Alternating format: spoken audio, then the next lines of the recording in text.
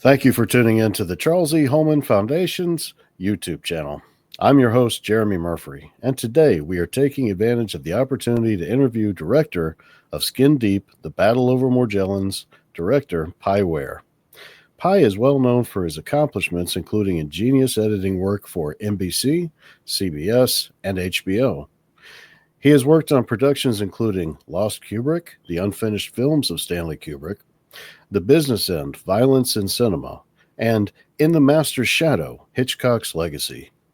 Pi was nominated 4 times for his editing work and secured the coveted award for his efforts in the 2012 Rock and Roll Hall of Fame inductions.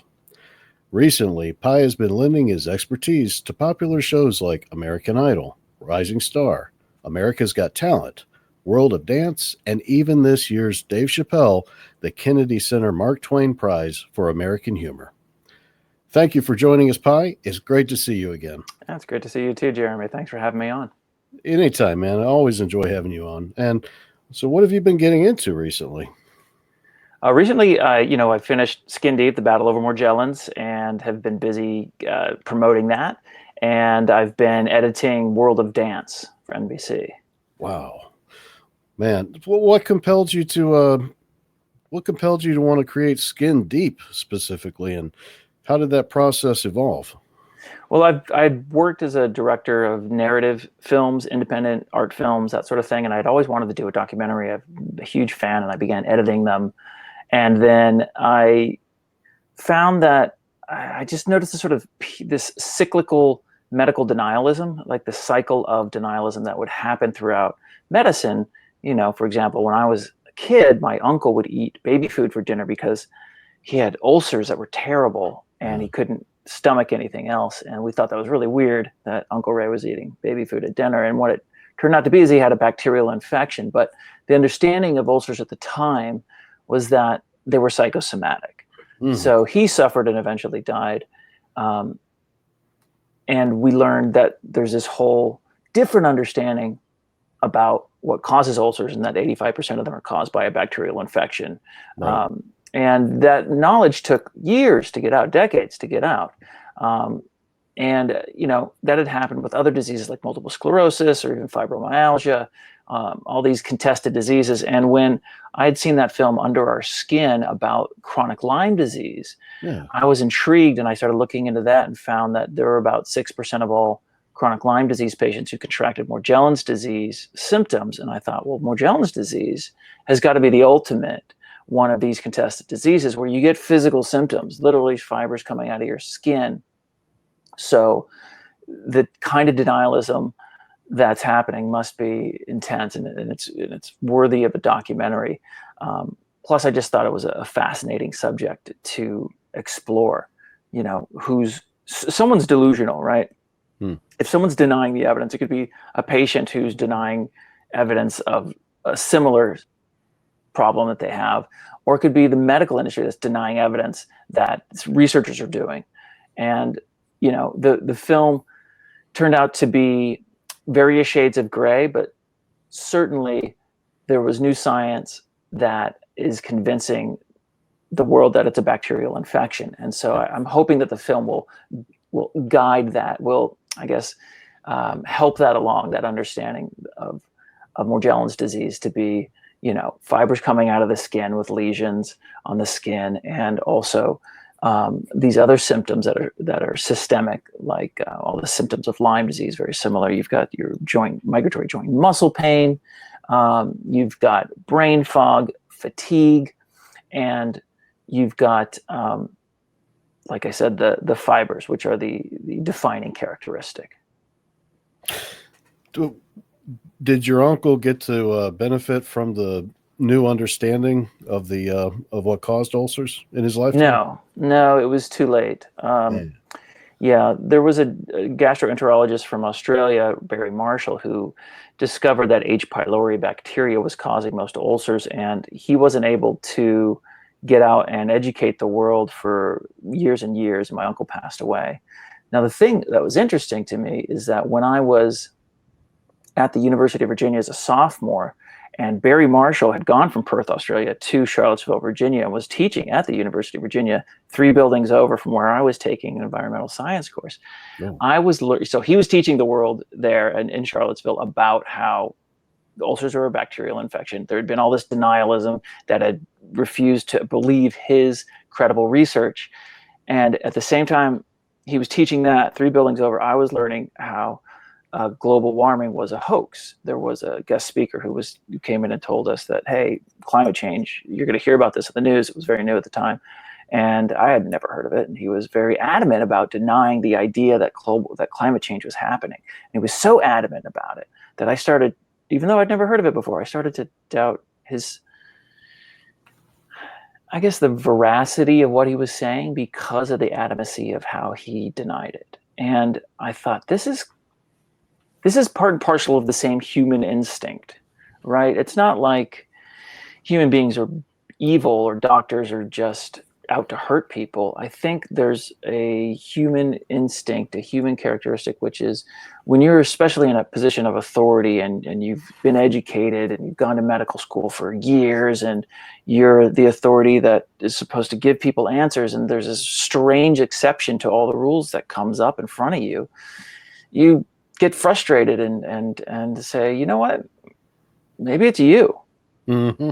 And I think they point the finger. I think this kind of victim blaming is a bit of a natural reaction to not having the answer or to being frustrated in some way. And hopefully the film Skin Deep can shed light on that in a way that says, hey, we all do this. So let's together turn the ship around and not victim blame people for having lesions and fibers coming out of their skin, but instead look at the new science that proves it's a bacterial infection. And regardless of whether you believe the science or not, be empathetic to those who come into your dermatologist's office and give them a physical exam and give them some time and some understanding. Yeah, you said it exactly. I mean, it's not like there's only one study. I mean, there's like a mountain of research now that says the same thing over and over and over again. And doctors really shouldn't be afraid to embrace that research and, feel like they're going to be reprimanded or punished for treating patients in a way that, this whole mountain of research says might benefit their health.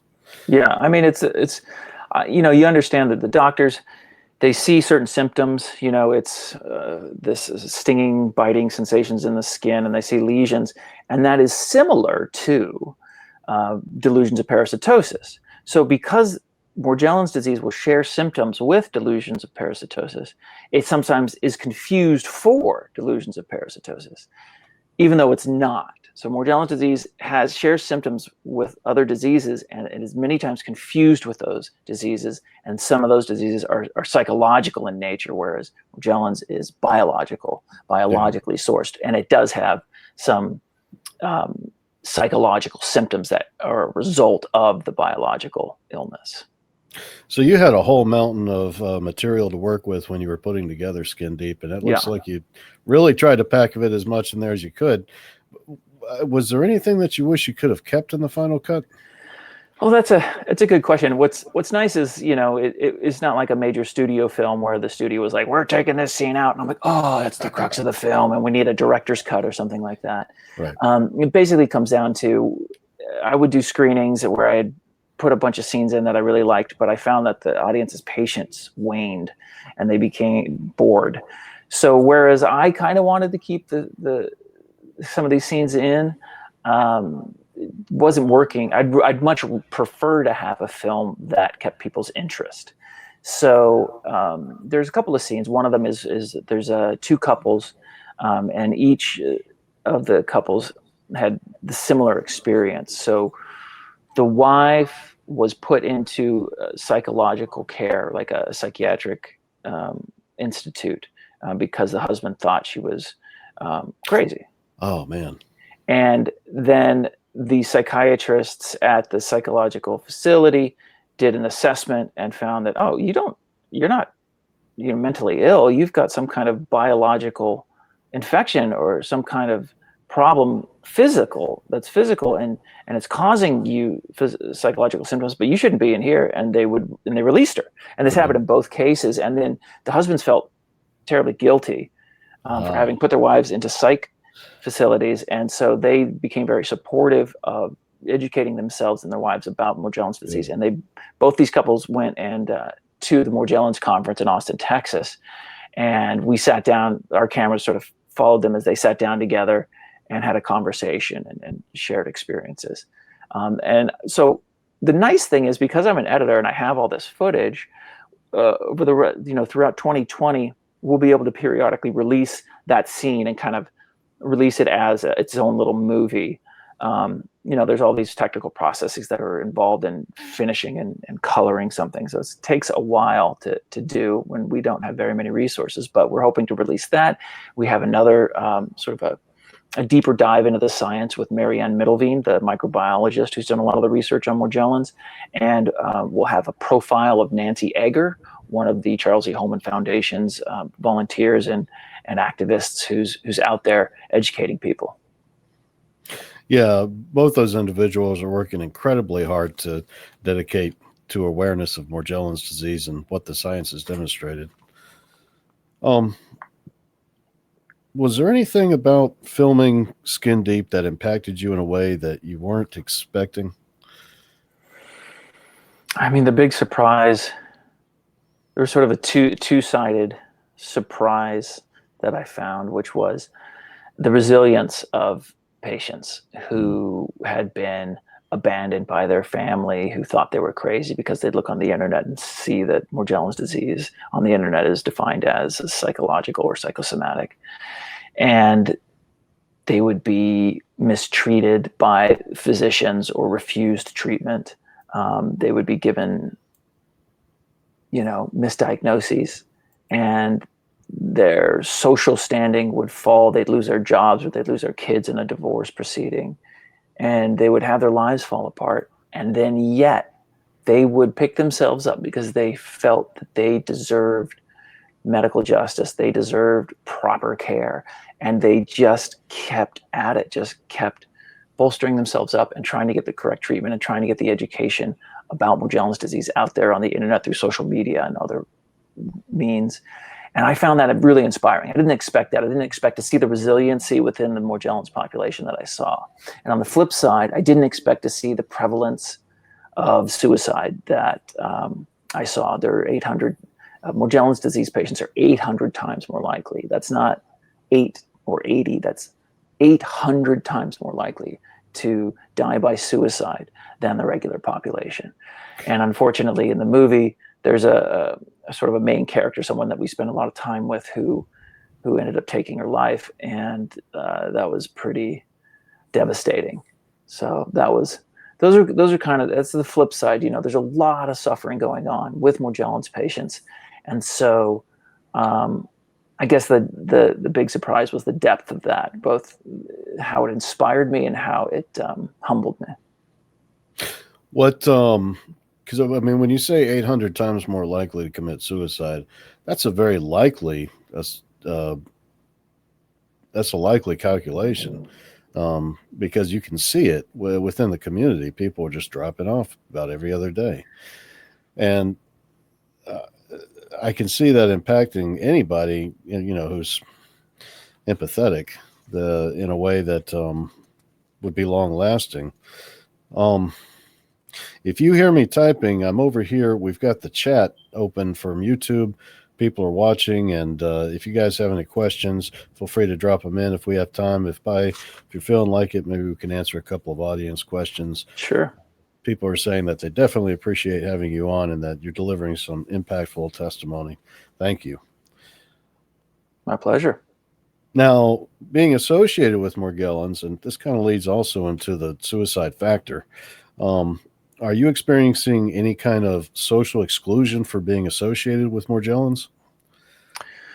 I don't know that I personally experience any social exclusion because I'm associated with Morgellons disease, or have researched it or investigated it or done a documentary on it. I think the documentary itself has received some social exclusion in its little social world. So a film social world would be film festivals.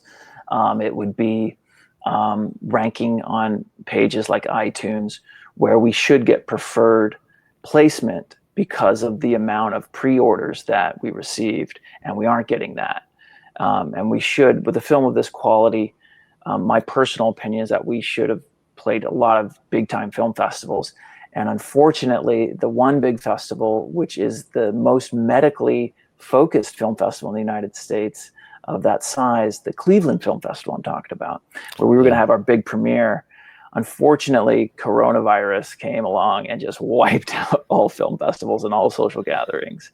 And so we were unfortunately denied a major premiere in a media market. So the message of Morgellons disease, as carried by this film, is diminished because of the reasons I just mentioned. And what that means is that if you care about Morgellons disease, and I'm talking to your viewers out there, you need to find a way to get the message of this film out to the public. Whether it's blog entries online that link back to morgellonsmovie.org, which is the website for Skin Deep, the Battle Over Morgellons, where you can purchase the film, or it's education on social media. There needs to be a grassroots publicity campaign, because our sort of major media publicity campaign has it got off to a decent start, and then it just sort of stalled. And I just think, because of, one, people having a prejudice against Morgellons disease, and two, the COVID-19 onslaught, it's taken over everyone's attention. It's not like you hear about other diseases in the news nowadays. You just hear about one, and it's COVID-19. So if, I'll reiterate, if you guys want this film out there, if you're watching this and you're a fan of the film and you're a Morgellons activist or considering being one, now's the time to help us. Yeah, I mean, with so many people having to stay at home, it should be a good time to ingest new media and experience new things. And your film is actually really good. It's really very good. Well, thanks, Jeremy. While you were filming Skin Deep, did you imagine what it must be like to have the affliction? Yeah, I did. I imagined it all the time, because I wanted to be empathetic and put myself in the shoes of the people who suffer from Morgellons disease. And it's tough. I mean, it's very, very, very, very, very tough. Not just because of the physical symptoms, which are tough enough, and just the idea that if your skin is crawling and itching and stinging, it could drive you crazy. But also to be denied care from a dermatologist who hears the term Morgellons disease and thinks you're crazy from the get-go, like that's tough. I mean, to have an authority figure ethically recoil from you or emotionally recoil from you, and then deliver a script that says, I don't believe you, I don't find your reasoning legitimate, and I think you're crazy and you need an antipsychotic. That's demoralizing. So I did my best. I don't have Morgellons disease, so I can't truly understand it, but I did my best to empathize as much as I could. Yeah, you can really see how it impacts people. Specifically, it's almost like a stigma itself. When you say Morgellons, it seems like people kind of, they don't really want to get near that subject. Yeah, and that's what we need to change, right? So that was the idea of the film, is to say, look, Morgellons disease, like, you don't have to freak out. And when you hear the term, here's the history of it. Here's where it comes from. Here's some reasons why it might have gotten taken by the conspiracy theory community and blown into this idea of, like, chemtrails trying to control your mind. COVID-19. Yeah, exactly. So you get, anytime there's confusion around an issue, particularly with disease, a conspiracy theory mindset will take it and run with it, and that's fun. and cool for like movies. I mean, I understand that, and I like that stuff for movies and for media and television. I've made television about conspiracy theories, and it's very cool. But the downside of that is people truly believe in that stuff. They get taken over. They believe it, and it's, and what, maybe 0.1% of all conspiracy theories are true. So it's, patently false across the board, except for this one tiny little conspiracy that really happened, and people can always point to that and go like, look, it's real. Well, every once in a while there's real conspiracy theory, but they're not real for the most part. And so, you just got to keep your head about these things. And that's what the film was designed to do. Hey, everybody, let's keep our head about this. Hey, it's a disease, and it could be a fungi. It could be, it could be fungus. It could be viral. It could be bacterial. What did they do? Oh, they did the studies. Oh, it turns out it looks like it's bacterial. All this is pointing to, either a sort of a Lyme disease infection from Borrelia burgdorferi, or a multifactorial cause that includes Borrelia and other bacteria. But there's science in there, and so hopefully the term Morgellons disease can take on a more specific definition, and that's what I want the film to do. That's really its mission, is to fight the war of information and get on the internet, right? And hopefully one day when you type in Morgellons disease to Google, this film will come up at the top, and you can have a sober investigation into the issue of Morgellons disease, and a sober investigation that engenders empathy in the viewer who watches it. That was my goal. I hope I achieved it. And I think the next step is to really try and get the film out to the world, so that they can know about Morgellons disease from this perspective.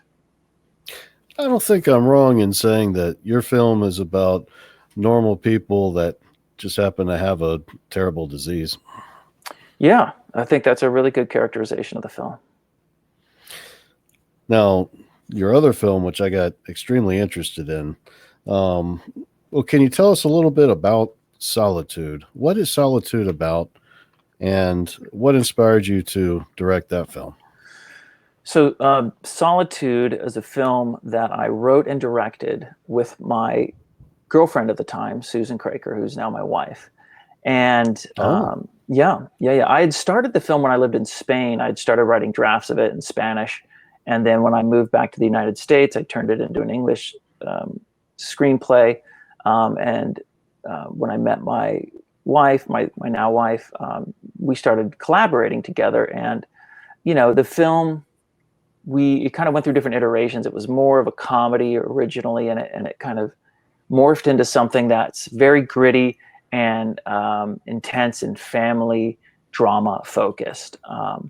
And we wanted to make a film that was small so that we could do it ourselves. This was when the new video cameras were coming out, prosumer cameras like the Sony VX1000, that you could afford to buy it and then shoot a film with it. And then it was broadcast quality. So you could take a prosumer camera, shoot a film, and then broadcast it or convert it into film even. That's cool. So we shot it on PAL. It's this whole technical thing. We shot a European version so that we can convert it to 24 frames per second, which is the American film projection rate. It's the whole thing.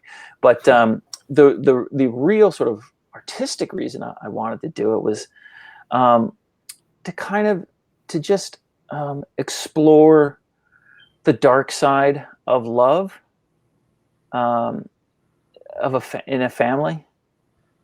So it's very different from Skin Deep. Skin Deep is something that I hope engenders hope, and spirit in people at the end of the film.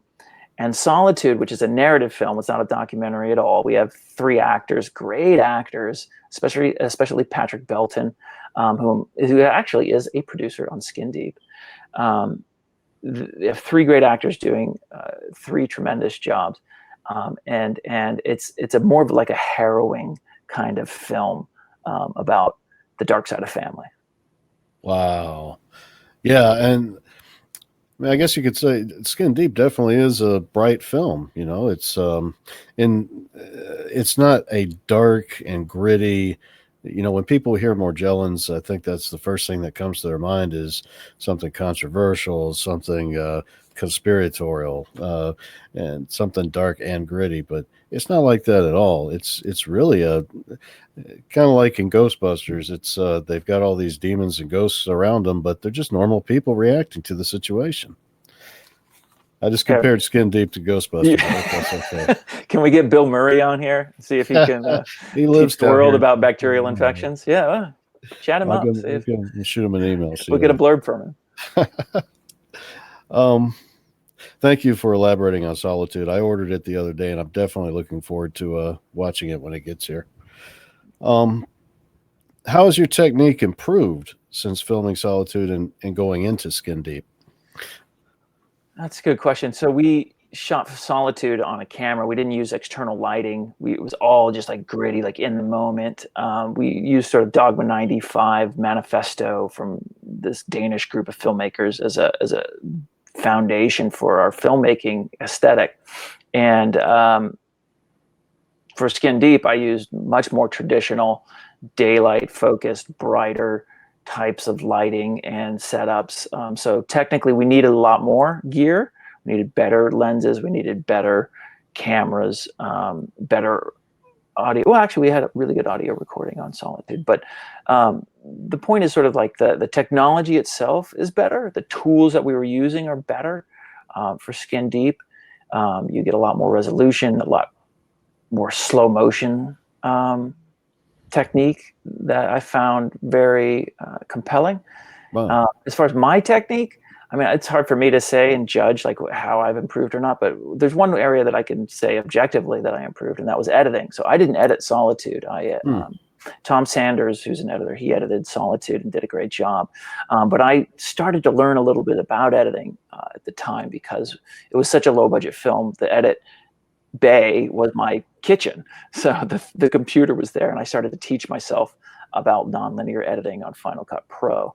And that was the first step in my editing career. So I've definitely improved as an editor. I mean, I learned the craft entirely just from a couple of books and then experience. And so now I feel like I'm really solid and good at editing, and was able to take those skills and employ them over the 4.5 years it took to shoot Skin Deep. And I would share with particularly the Morgellons conference audience and sometimes online cuts of what I'd been shooting, and sort of that I could experiment with the storytelling aesthetic, with the style of the film that I would eventually make, the Skin Deep, the Battle Over Morgellons, and show it to people and get their reactions and kind of gauge.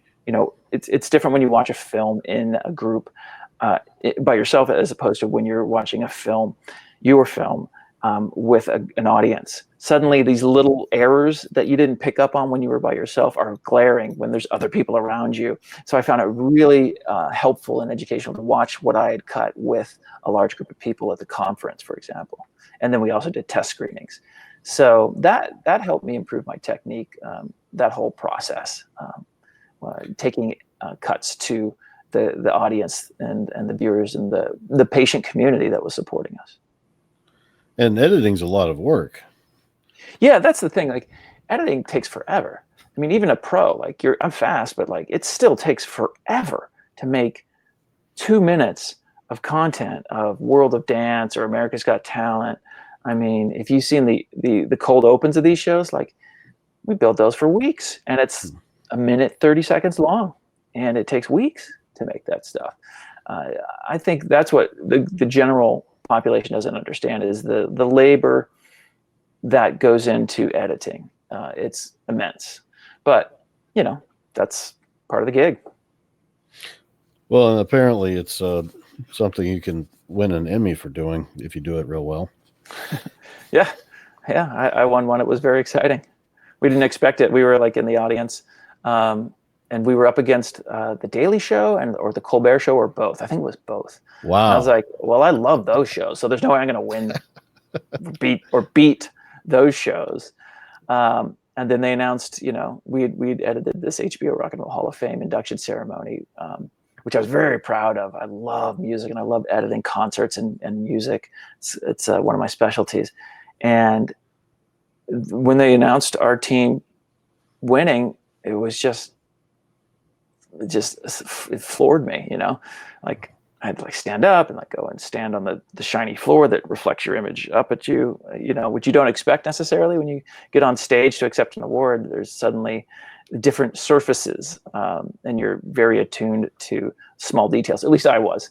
And then they give you a big old statue, which is nice. I put it on my fireplace, and it got rid of my existential angst for about 5 or 6 months. And then, like every other great achievement or wonderful thing that comes into your life, you get used to it.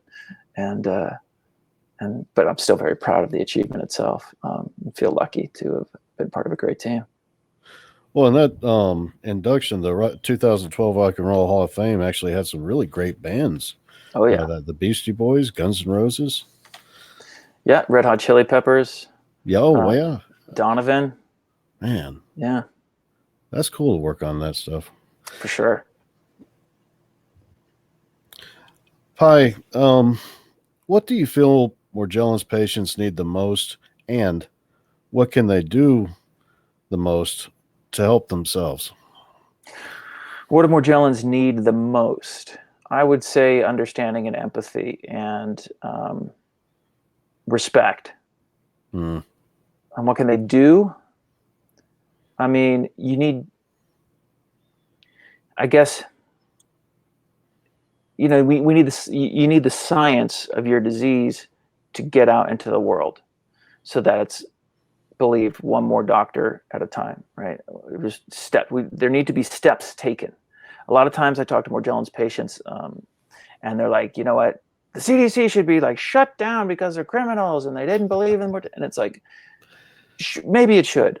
I don't know. But that's so drastic. It's never going to happen. So why not take steps, baby steps, and work from a step-by-step progression towards Morgellons activism and education? Because that's what I think is really important. And I've tried to create a film that can be one of those things that can help. So in getting a legitimate understanding of your disease to your family or friends or doctor, I'm hoping that the film can be something you can share, right? I think a lot of times if you go to your dermatologist and your dermatologist doesn't trust you and you say like, hey, I read this on the internet, like it's difficult for the dermatologist to take that seriously. If they're prejudiced against Morgellons disease patients, right? But if you can say, hey, there's this, filmmaker who made this movie, it's called Skin Deep, The Battle Over Morgellons. It's got some pretty good reviews. You can look at it online and maybe watch it. It's sort of like another person's perspective. So the doctor might be able to find that more legitimizing than what you read on the internet, right? But eventually my film isn't the ends. It's a means to an end. And the end is to get the research taken seriously and then treatment researched so that there can be treatment of the disease. There can be further research. There can be funding for research. So, I would say having those papers is sometimes helpful if you know how to talk about, say, some of these studies that show that the Morgellons fibers are made of collagen and keratin. And this research can be found on the internet just by typing it in, but also you can find it on the Charles E. Holman Morgellons Disease Foundation website, which is thecehf.org, which you should probably know since this is streaming on that website. But that research, Thank you for the plug. Yes. Yeah. No, well, I mean, it's important if you want to educate others about the research, you have to get it, and that's where it's found. And I think there's this little part in the film where we show that Morgellons disease patient has lesions on his face, and he's got a big beard. I forget his name right now, but he was saying that when he would take these peer-reviewed scientific papers to the doctor's office and kind of present them in not in a pushy way, but in a nice way, in a polite way, it helped the conversation along, because doctors could look at something scientific and have a lot more respect for it than as opposed to rumors on the internet, something they might consider rumors on the internet. You know what I mean? 9 times out of 10, when I've shown someone the research, they've been, it has changed their perspective on the condition. When they've reviewed the literature that I've shown them, they've said, okay, and they've changed their position on Morgellons disease, and rightly so, because it's actual factual research. You don't just have to go to the Charles E. Holman Morgellons Disease Foundation's website.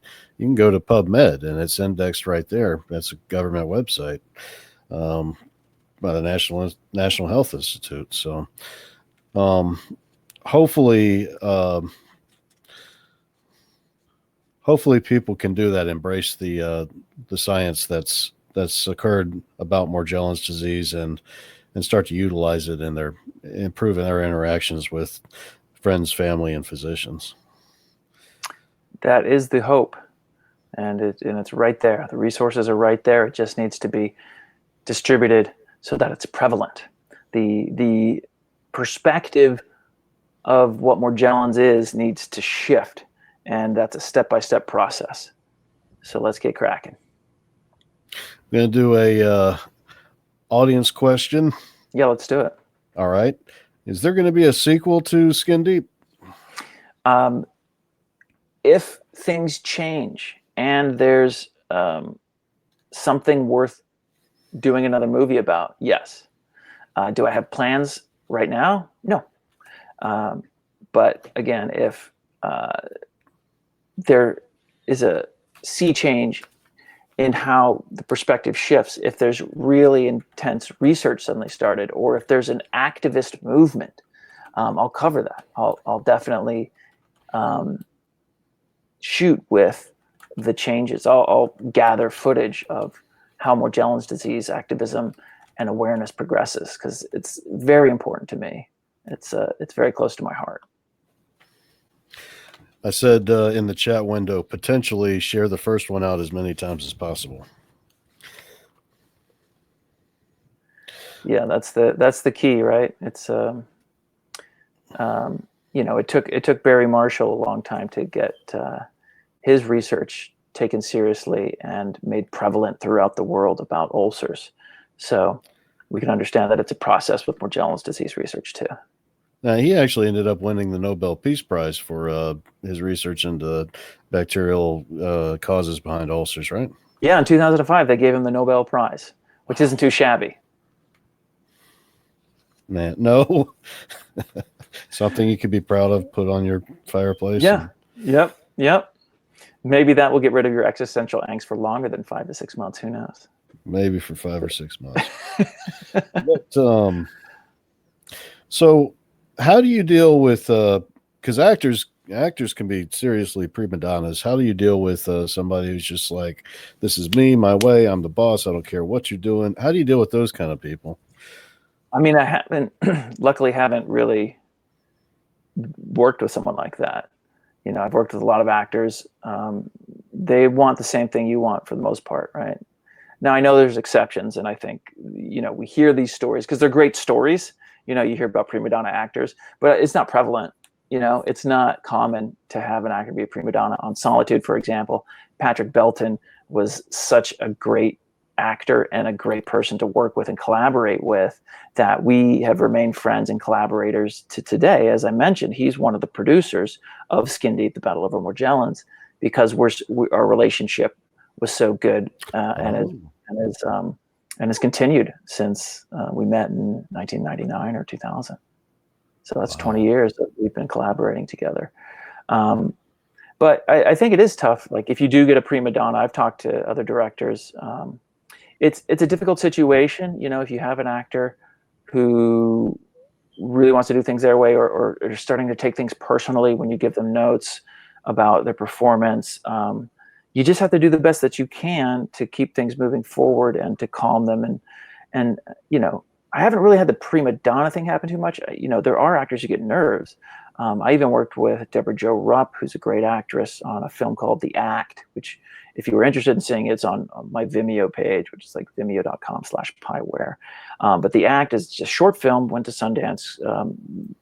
It's a drama about a comedian. It's only about 9 minutes long. Deborah Jo Rupp is the lead in that. And she's fantastic, but it was her first, even though she'd done tons of comedy, it was the first time she had done a role as a stand-up comedian. And she didn't do stand-up comedy, so she didn't know how to perform it. Luckily, my wife, she had done stand-up comedy and was able to train Deborah Jo, and Deborah Jo's very astute and could pick things up quickly. So we had to do a couple rehearsals, and then she got it. But then on the day of the shoot, Deborah Jo Rupp became very nervous, and I took it as a compliment in a way, personally, because I was like, wow, she really cares about this film so much that she's nervous about getting her performance to the level she wants it to be, or the level that we want it to be, and she's concerned about not being able to get there. And so, I think by my tactic was to be vulnerable and to tell her about how I was nervous too, and that it was okay to be nervous, to not give into that, but it was fine to be that way. But you didn't have to fight against it. You just needed to remember that we'd kind of tackled all these things in rehearsal, and just to try and just believe in yourself. You've got it. We did this in rehearsal. Just do what you did in rehearsal. It's going to be fine. And we've got great camera people, and I'm a good editor, and it'll all be fine. And just tried my best to calm her. And I later asked her, I was like, Deborah, did that help? Because I had even used like an example of how T.S. Eliot, who had taught a poetry class for undergraduates and gotten really nervous before, and used to throw up in the bathroom before he would lecture in front of like 19-year-old students. And I was like, did you find my talk about T.S. Eliot and my own nerves inspiring to you? And she was like, no, I didn't really, Pi, but I know how important this was to you and Susan, so I just faked it. It's like, good enough. It's a great performance. That's cool, man. Well, it sounds like you really get a good connection with the people that you work with, and make lasting connections. Yeah, and that's important to me, right? Because that's what art's about, is like human connection, right? So if you can build human connection into the process, then so much the better, right? It's like sort of the idea of like, you've got the Michael Bay, James Cameron, like tyrant director archetype, where they're not very nice to be around, but they can get good results. And then there's sort of like the Tom Hanks style of collaboration, which is like everybody just agrees that this is the nicest dude on earth, and he's also getting A-level performance.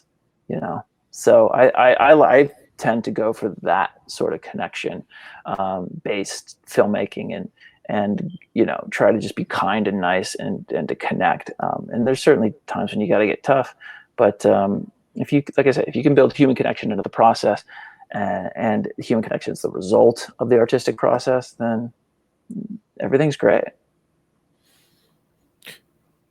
What do you think is the most important quality in a movie director? Having the vision. The most important quality of directors is to carry the vision, the big picture, right? And that's their job, is to say, even though we're like sitting the tripod down here, and I got to move this, like make this leg a little taller, and this team needs to be over there, and like we don't want red stripes here, and all this detail wrangling. They need to hold the vision, and everyone's relying on them to know how all the individual parts work together. And so that is the great sort of puppet master mindset you have to have, which is very, it's stressful, right? So to keep all that in mind, and to figure out how each detail works in conjunction with the other details to, create a contrast, which will then highlight this particular issue of the theme of your movie, it's a tall order.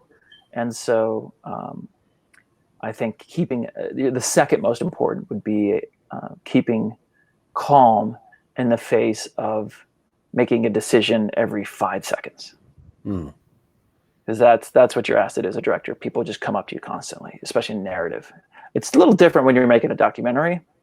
There's still tons of decisions, but there aren't as many people asking you questions. With narrative, there's department heads coming up to you all the time. What should we do about this? What should we do about this? What should we do this? Oh, this car just blew up when it shouldn't have. What do we do about that? And also, the caterer's not here. So what do we do about that? Like, right?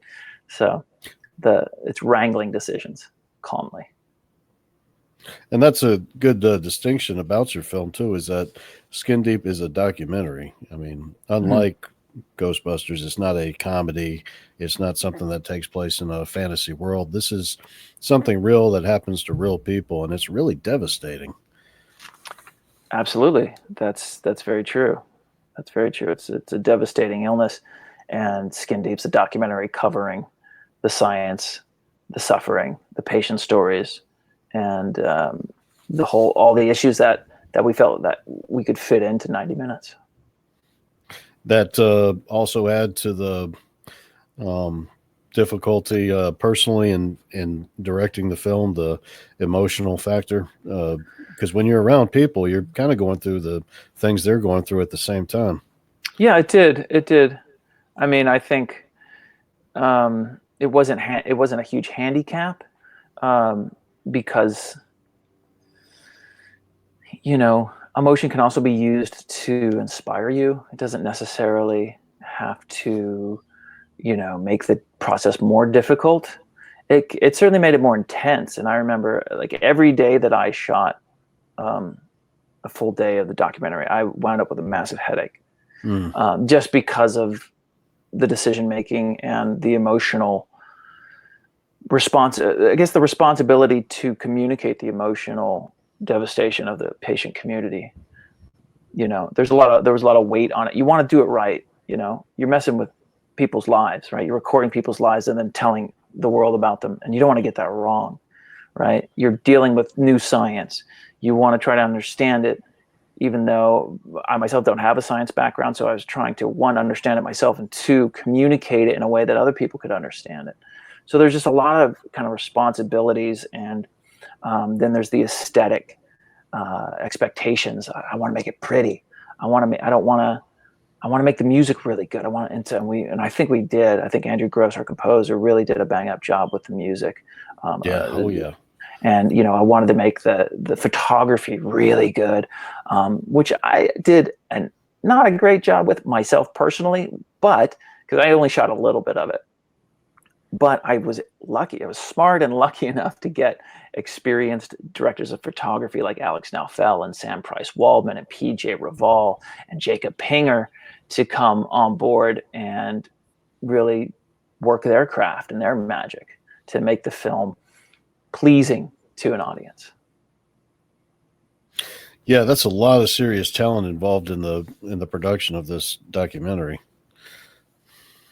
Yeah, those guys are great. And, PJ Reval is a known filmmaker who's been a Guggenheim Fellow, and he was in Austin. So I was lucky enough to hook up with him and our schedules worked out, and I was able to hire him as a director of photography. And then I was very excited to find Sam Price Waldman in Philadelphia. He was in, I think, Washington, D.C., but when we shot in Philadelphia, I found him, and he was a younger filmmaker and director of photography.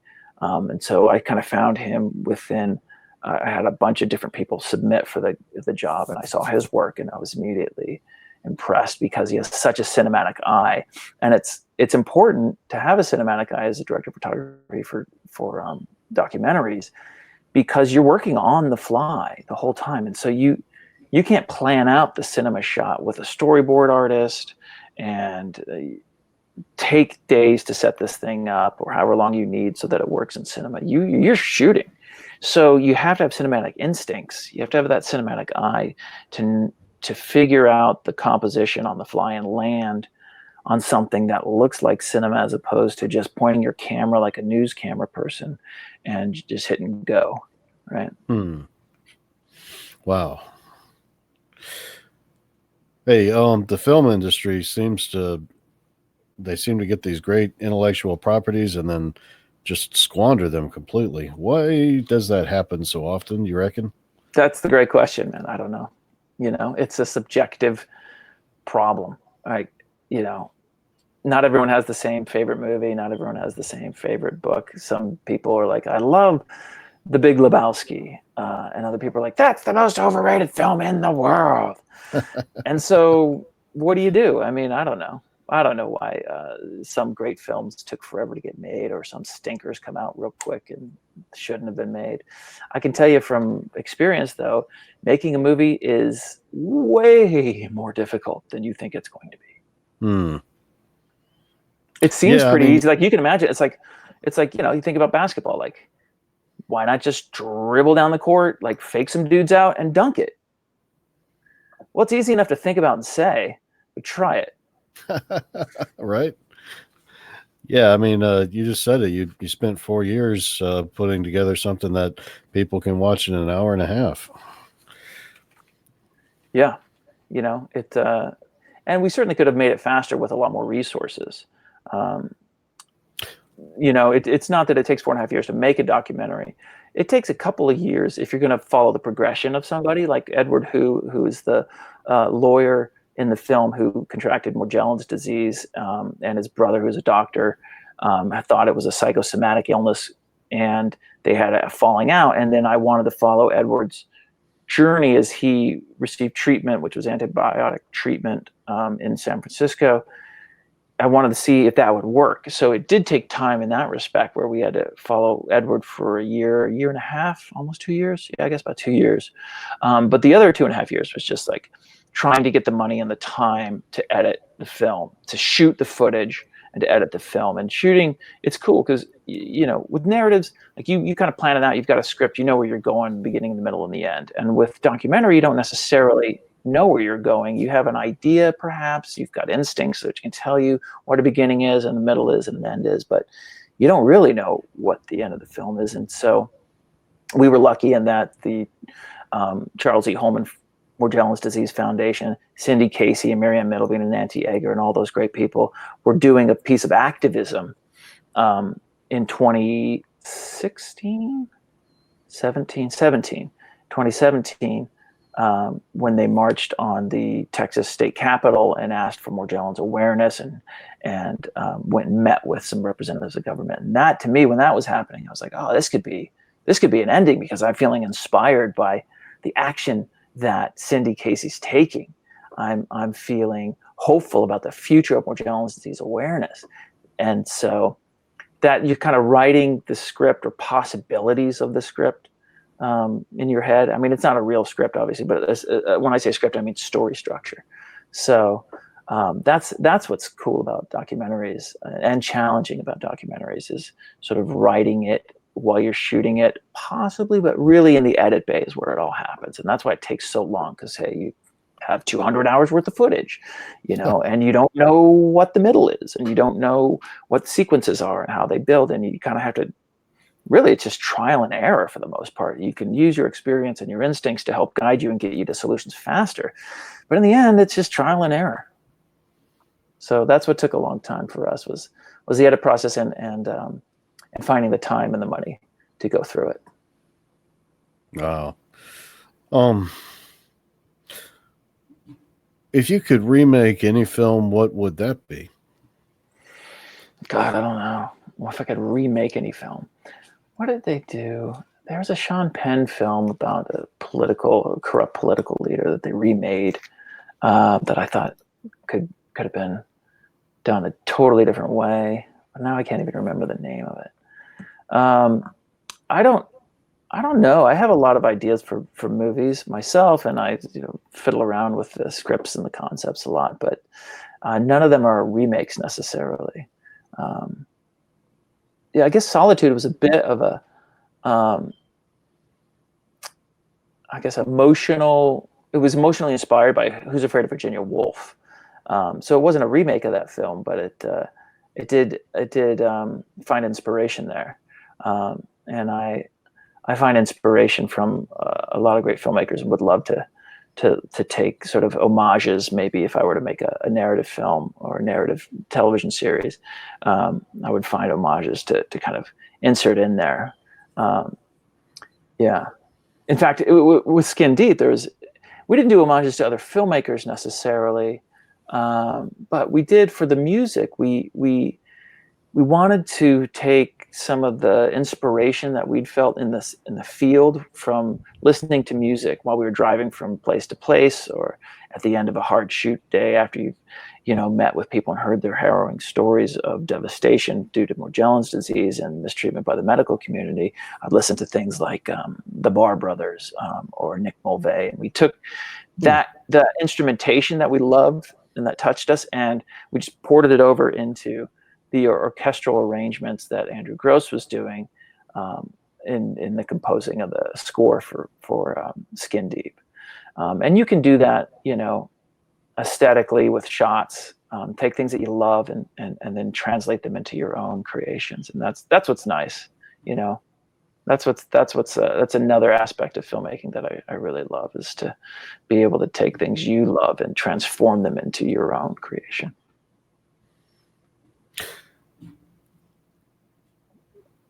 What kind of movies do you want to go on to direct from here? It's a good question. I mean, I'm doing a lot of editing now. I'd love to keep editing documentaries and television. I have a couple of ideas for films that I'm just working out, narrative stuff. You know, very divergent ideas. I mean, I love the action genre when it's elevated. You know, Training Day is a personal favorite film of mine. So I just love so many different genres of film. I love screwball comedies, but I don't know if I'm suited to direct those. So who knows, man? Dumb and Dumber's hilarious. But I don't know if I'm the perfect person to make that film, those kind of movies. So I think to put it a different way would be to pursue a theme. Like I don't know what exact genre of film I'll make next, but I do know it'll be a theme about love, right? So that's been, you know, in the films that I made with Susan Craker, we would sort of look at different and odd manifestations of love, how it can exist in a world that's upside down. And I tried to, in an almost subterranean way, in almost a subliminal way, infuse Skin Deep with that idea, and that this is a world that's upside down, where people are having physical symptoms and they're very ill and they're suffering, and the world is saying, "Nah, you're not." And I wanted to calm everybody down and show the empathy, which is just another form of love, right? Like, not obviously a romantic or a passionate love, but a love of other human beings and an understanding for what they're going through. And so I wanted to show that as sort of as an undertone, but also in Skin Deep, I wanted to show love between husbands and wives, and or couples, right? It didn't have to be heterosexual, but the idea of familial and support between two people or a whole family. So in particular, you know, I wanted to go into the story of Cindy Casey and her very supportive husband, Charles E. Holman. And so that was important. People I've seen on the internet, they're like, why is that, you know, why do you go into that story so much? You know, it's not really about the science of Morgellons disease. And I said, I know, you know, this is about something else. This could inspire a husband who doesn't believe his wife to turn around and become supportive. And that's why about the two couples that had gone through the same experience of putting the wife into a psych facility was so important to me. And when I lost that from the film, I was bummed, but it really is a standalone thing that just can just be released on its own. But I did want to try to inspire people about the love that can exist within this upside down world of Morgellons disease, where suffering is dismissed. Yeah, well, love is creates powerful dynamics. Love is a force that makes the world go around. It makes things happen. It stops things that shouldn't be occurring from going on forever. Love is a game changer. And so if you can harness that power and present it back to people in a way that they can truly feel, then I think you can move them and you can open their hearts and their minds. And I definitely, with all my heart, believe that you accomplished every bit of this with Skin Deep, the Battle Over Morgellons. Thanks, Jeremy. How can someone get their own copy of Skin Deep? Very simple. Go to morgellonsmovie.org, MORGELLONS, movie.org. And you can get a copy on DVD or Amazon. You can stream it on YouTube, Vudu, Vimeo. And that's important if you're in Australia or in another country that won't let unrated films stream in your country. Vimeo.com/ Morgellons movie, I think is the website. But anyway, it's all at morgellonsmovie.org. You can click on the button, get your own copy, see the film, share it with those you love.